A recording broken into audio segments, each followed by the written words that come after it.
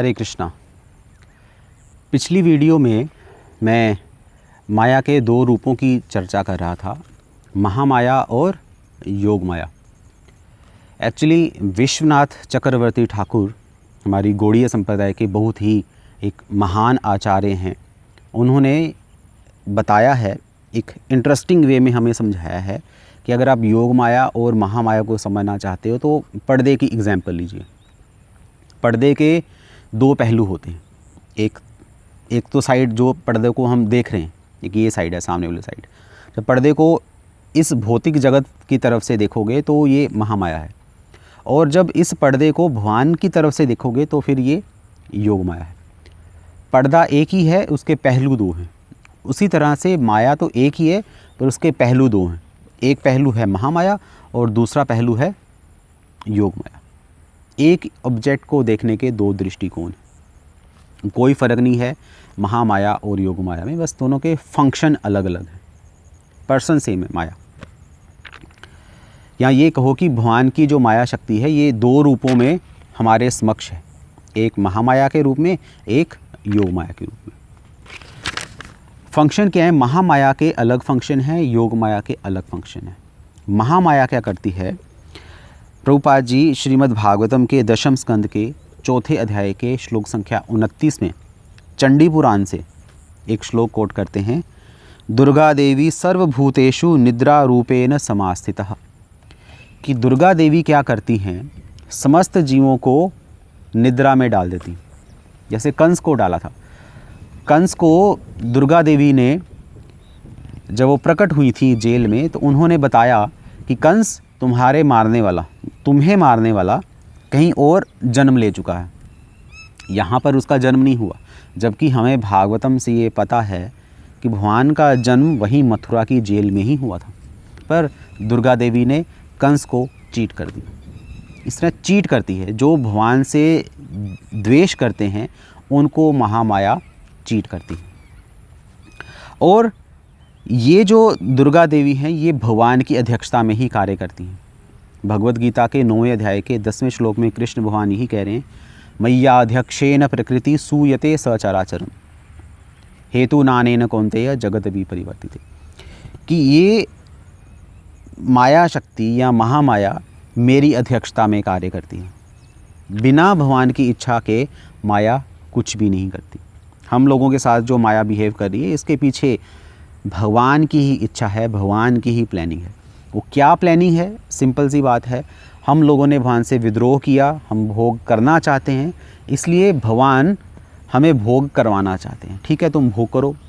इस संसार के जितने भी वस्तुएं हैं, जितने भी प्रोडक्ट्स हैं जो कि माया द्वारा निर्मित हैं, उनको यूज़ करो, भोग करो, एंजॉय करो। जब भोग करते करते थक जाओगे, बिल्कुल ही हालत ख़राब हो जाएगी, तब तो मेरे पास आ सकते हो।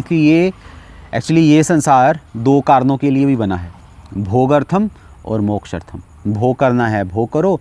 जब भोग से अक जाओगे बुरी तरह से, या जब आपको भोग की रियलिटी पता चल जाएगी, तब मोक्षार्थम, फिर आप इस संसार को छोड़ोगे। प्रभुपाद एक जगह अपनी एक किताब teachings of Queen Kunti chapter 3 में भी लिखते हैं कि because she is also an agent of Krishna she does not allow anyone the freedom to disturb Krishna.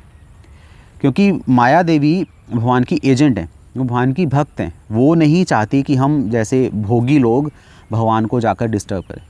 इसलिए माया हम जैसे लोगों को इसी संसार में बिज़ी रखती है, भोग में बिज़ी रखती है। ये महामाया का फंक्शन है, हमें इस संसार के लोगों को इसी संसार में रखना, भगवान के पास नहीं जाने देना, रोक देना। योग माया क्या करती हैं? राधा कृष्ण गणोदेश दीपिका, कवि कर्णपुर उनके द्वारा लिखी गई ये किताब है, राधा कृष्ण गणोदेश दीपिका। इसमें कहा गया है कि ये योग माया पौर्णमासी के रूप में वृंदावन में रहती हैं। पौर्णमासी बहुत एक फेमस करैक्टर हैं। वृंदावन की जितनी भी लीलाएं हैं, भगवान और भगवान के भक्तों के बीच में होने वाली सारी लीलाओं को अगर कोई पूर्ण करता है तो वो योग माया करती हैं। जैसे गोवर्धन लीला, कालिया लीला, सारी पूतना जो आई वृंदावन में अपनी मन से कैसे आ सकती है? असुर तो वृंदावन में आ ही नहीं सकते। वो तो योग माया की अरेंजमेंट ऐसी है कि सब असुर वृंदावन में आ रहे हैं, भगवान उनका वध कर रहे हैं। तो योग माया का बहुत बड़ा रोल है भगवान और भगवान के भक्तों के बीच की जो लीलाएं हैं उनको पूर्ण करने में। और कैसे पूर्ण करती है? योग माया भगवान को उनकी भगवत्ता भी बुला देती है। भगवान भूल जाते हैं कि मैं भगवान हूँ। जैसे दामोदर लीला जब हुई, भगवान कृष्ण रो रहे हैं यशोदा माँ के डर से। अब भगवान को रोने की क्या ज़रूरत है? भगवान क्यों डरेंगे? यद विभेति, वो क्या श्लोक है, जिससे भय भी भय खाता है, मृत्यु भी जिसके डर से डरती है, वो वही सेम कृष्ण, वही पर ब्रह्म भगवान श्री कृष्ण यशोदा माँ से डर रहे हैं। योग माया की एक्सपर्टनेस है। योग माया ऐसा काम करती है कि भगवान भी भूल जाते हैं। क्यों? रस आस्वादन के लिए, भगवान के रस को बढ़ाने के लिए ही योग माया ऐसा काम करती है। अब प्रश्न ये आता है कि योग माया या महामाया को पहचाने कैसे, कि कैसे पहचाने कि ये योग माया है या महामाया है। ये तो मैं क्लियर कर ही चुका हूँ कि योग माया और महामाया में कोई अंतर नहीं है, एक ही है।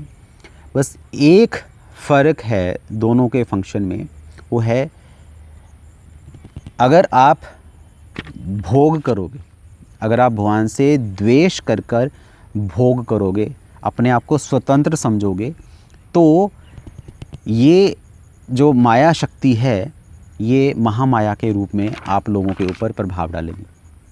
या हम लोग जो भोगी हैं, भोग करना चाहते हैं, तो माया हमारे लिए महामाया है। और अगर हम भक्ति करना चाहते हैं, भगवान की सेवा करना चाहते हैं, हरि गुरु वैष्णवों की सेवा करना चाहते हैं, फिर यही माया हमारे लिए योग माया बनकर हम लोगों को प्रोत्साहन देगी, हमें आशीर्वाद देगी, ताकि हम भगवान की अच्छे से सेवा कर सकें। भगवद गीता में 9वें अध्याय के 13वें श्लोक में भगवान कृष्ण यही कह रहे हैं, महात्मा अनस्तु माम पार्था दैवीं प्रकृतिम आश्रिता, कि जो महात्मा हैं, महात्मा कौन? जिनको ये पता चल चुका है कि कृष्ण ही भगवान है, वासुदेवम सर्वमिति यह महात्मा स दुर्लभ, कि ये महात्मा जो कि भगवान का सतत कीर्तन करते रहते हैं, उनकी ही सेवा करना चाहते हैं, उन महात्माओं के लिए माया योग माया के रूप में उनको पोषित करती है। ये माया का फंक्शन है।